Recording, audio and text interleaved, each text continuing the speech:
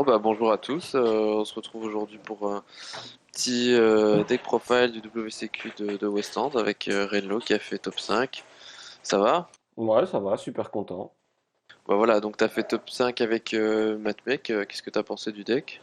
Bah nous, on joue le deck dans la team depuis le CDE. C'est un deck qui nous a toujours plus ou moins bien réussi. On a un passif avec, et voilà, on le deck build à 3, c'est toujours fort sympathique. Donc très content de ce qu'il a fait. Du coup il y avait combien de rondes dans ce WCQ? C'était cette ronde, WCQV 64 joueurs, on était 64 tout pile. Et voilà. Ok, t'as fait quoi comme résultat? J'ai fait 5 wins, une lose, une draw. Et je vais expliquer mes match-ups. Donc j'ai commencé par jouer contre Cash Chirac, j'ai fait 2-0. Puis après, j'ai joué contre D-Link, plus accès Bisted Control. Donc ça, c'est un match-up que tu appréhendes fort. Ensuite, il y avait de nouveau Kashtira, où là, j'ai fait 1-2. C'est une game où j'ai eu beaucoup de mal parce que j'ai pris 3 shifters. Et shifter, bah, ça tue le deck. Et 4 fois d'affilée, il y a eu Arise qui était sur le board, qu'il a fallu gérer. Et voilà, la troisième, ça n'a pas été possible. Ensuite, j'ai joué Labyrinthe. Bah là, c'est un peu rien à dire. Post-side, etc. C'est juste un no match. J'ai 2-0. Puis Runic Sprite Live Twin.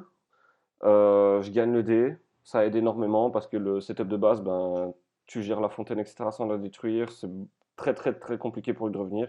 Et Matmec, ça a le TK facile. Donc voilà, super facile à aborder. Puis je rejoue un troisième Kashtira. Donc là, je perds le dice. Mais voilà, vraiment coup de bol, TTT a été absolument incroyable, a permis de mettre un OTK, alors qu'il y avait Shangri-La, Rise, Diabolosis qui s'est résolu, Shangri-La, Spé Fenrir et qu'il avait Burst. Mais voilà, avec un TTT, ça arrivait à passer.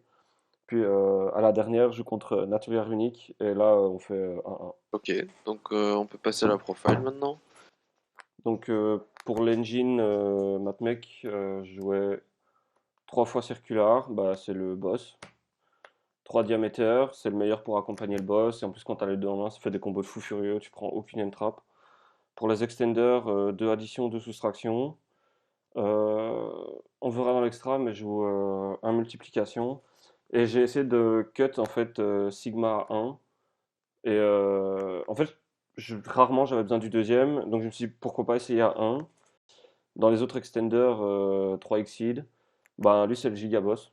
Il y a rien à redire. Il rend les mains absolument trop fortes. Et pour les cartes de stabilité, 3 mining, 3 small world, c'est vraiment la carte. Tout le deck tourne autour du fait que tu peux jouer small world et c'est small world qui rend le deck vraiment viable parce que ça te permet vraiment de toucher soit les entraps qu'il faut, soit les extenders précis qu'il faut, soit des kaiju. C'est vraiment rien à dire, la carte elle est incroyable. Une carte polyvalente quoi pour le deck. Ouais, vraiment, et je comprends pas les gens qui veulent la jouer à deux. Je comprends l'idée de si jamais c'est pour toucher des matchmaks, t'en veux que deux, mais faut vraiment voir ça comme faisant partie de la toolbox qui lie et les matchmaks et les entraps et les kaiju, et à ce Ouais. moment-là, t'en veux trois. C'est une carte versatile parce que ça peut être soit de l'engine, soit une carte de Go second, soit un trap, soit une carte de Go first. L'autre utilité, c'est déclarer un small world, ça permet aussi de bait des haches, parce que hache Signet, ça fait du 2 pour un, hache small world, ça fait du un pour un, et parfois t'as pas besoin de résoudre ton small world. Et pour les dernières cartes d'engine, bah, une trap et une reborn. Et pour l'entrap, c'est là où le deck se gave. C'est, et il a besoin de ça pour gagner. C'est 3 H, 3 Nibiru. J'ai énormément considéré Sprite. Et je trouvais que, vu que le deck peut avoir des entraps accompagnés de plusieurs autres entraps, bah, Nibiru c'est trop fort. Et je joue 2 belles. Je respecte énormément Nature Runique. Et ça permet de break et un cycle de Runique. Autant que si jamais tu as ça accompagné de H, ben, ça permet d'aller aussi attaquer les reborns de Camélia ou la reborn du criquet qui se fait dans le grève. Et ça permet d'aller push à un ETK aussi. De protéger des Beasted aussi. Ouais, énormément. Mais vu que je joue Apollousa dans le l'extra deck, je préfère utiliser l'Apollousa pour protéger les Beasted. Et de Veiler, c'est surtout la meilleure bridge. Et les dernières entraps que je joue, c'était 3 impermes. J'étais dans l'idée d'avoir 5 réponses à des monstres. Euh, voilà. Et les dernières cartes, c'est le Kaiju pour gérer leur espace. 2 TTT que je trouve que c'est un des rares decks qui peut vraiment la jouer de façon optimum. Et ce que j'ai voulu cut, le Sigma, c'était pour le call buy. Parce que j'avais quand même un peu peur de la Puppet Lock. Que si t'étais pas prêt, que les deux belles étaient insuffisantes. Je voulais un truc qui pouvait compléter un peu le tout, aider à passer en force. Donc un peu cette idée de troisième TTT, mais troisième belle. Et j'ai aussi respecté le Mirror. C'est pour ça que je tenais absolument à jouer ces trois-là.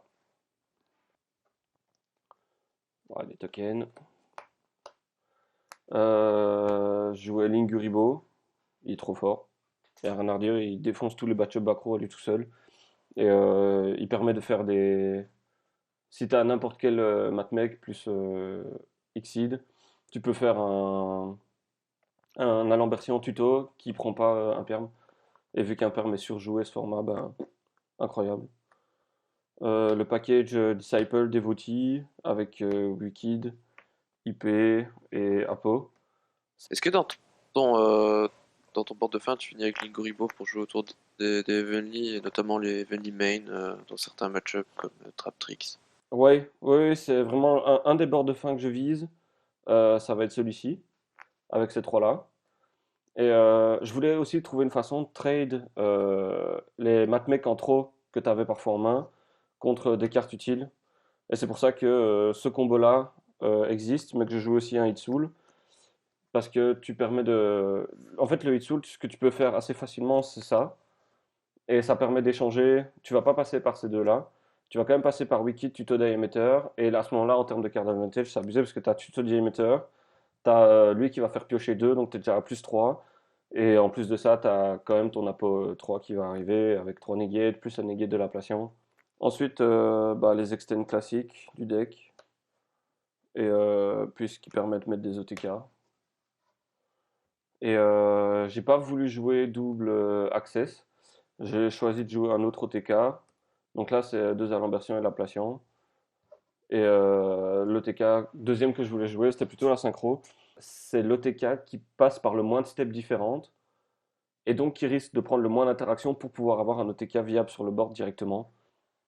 Et en ça, je trouvais qu'elle valait mieux qu'un deuxième access ou l'Alliance 5 THz. On va passer au side. Le side, je suis très content parce que j'ai pour une fois utilisé tout le side. Je trouvais les siding patterns assez bons et il n'y a pas une carte qui m'a pas servi. Donc j'avais commencé par 3 drôles. C'est une des rares entraps que tu peux activer contre Kashtira et qui peut faire énormément de dommages. Et c'est aussi une carte activable contre toutes les runiques variantes, mais aussi dans le mirror. Et grâce à Exceed, elle est tutorisable grâce à Small World. L'autre carte, ça va être des RNM. Euh, Tu vas soit jouer contre Kashtira qui va vouloir te faire un Rise Pass, ça permet de le gérer. Soit tu vas jouer contre Sprite Melfi, et Sprite Melfi ne veut pas du bien. Et cette carte-là, elle dit à partir de maintenant, je vais break ton board, et je vais mettre un board avec la piège que tu ne pourras pas remonter. J'ai joué 3 cosmiques, un Duster. Normalement, ça aurait été 3 cosmiques, mais au dernier moment, j'ai eu peur de jouer contre beaucoup de backrow deck. Donc j'ai préféré mettre 2 cosmiques pour respecter les variantes Naturia, runiques. Et le Duster qui va plutôt aller jouer contre Labyrinthe. Et, Troy Heavenly Match, c'est le meilleur égaliseur. Parce que une fois qu'on égalise le CA, bah, Circular qui se résout tout seul, non, c'est suffisant. Et, voilà, il n'y a rien à redire. C'est Heavenly Match, c'est trop fort de ce format. Et je voulais une dernière carte que je pouvais rentrer first, qui soit pas une entrap. Parce que je voulais profiter du fait que mon engine de base peut mettre Linguribo qui prend pas Evenly Match pour pouvoir jouer une Floodgate. Et du coup, on avait regardé avec les autres gars de la team. La meilleure Floodgate qu'on avait trouvé pour rentrer, c'était Anti-Spell. Parce que littéralement, tous les decks se la prennent. Ok, ben merci pour ton profile et on espère te revoir dans les prochains WCQ avec de nouveau des petites performances comme ça. Bah, merci beaucoup. Merci. Shout out à toute la team, à Popo, à Yuri, à Nico.